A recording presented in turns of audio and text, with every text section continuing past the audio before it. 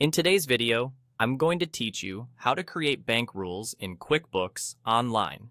Bank rules help you automate how your bank feed transactions are handled, so you spend less time categorizing and more time reviewing. Let's walk through it together step by step, and I'll add tips along the way to make your setup accurate and reliable.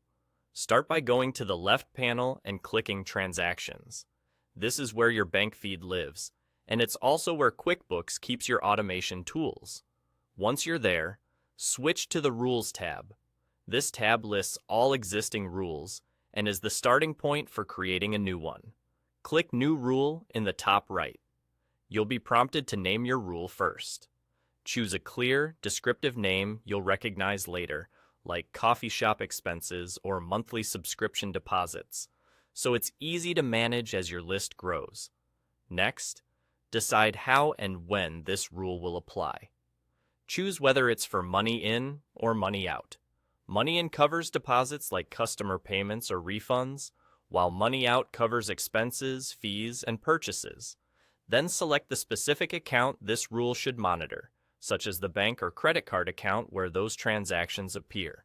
Now add filters that determine which transactions match the rule. You can use conditions like description contains or description does not contain certain words. For example, you might match a vendor name in the bank description or exclude a phrase that would cause a false match. Keep your filters specific enough to catch the right transactions without being so broad that unrelated items slip in. You can combine multiple conditions for better accuracy. Before you move on, test the rule. QuickBooks will show you which transactions would match based on your conditions. If the results look right, continue. If not, refine the filters until the match list reflects your intent. Choose the action, assign or exclude.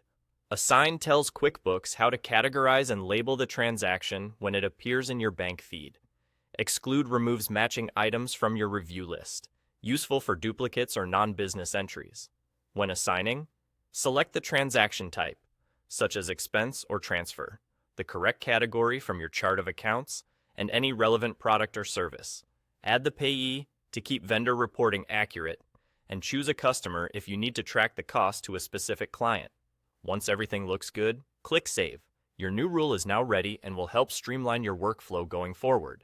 That's all. Simple, consistent, and a big time saver.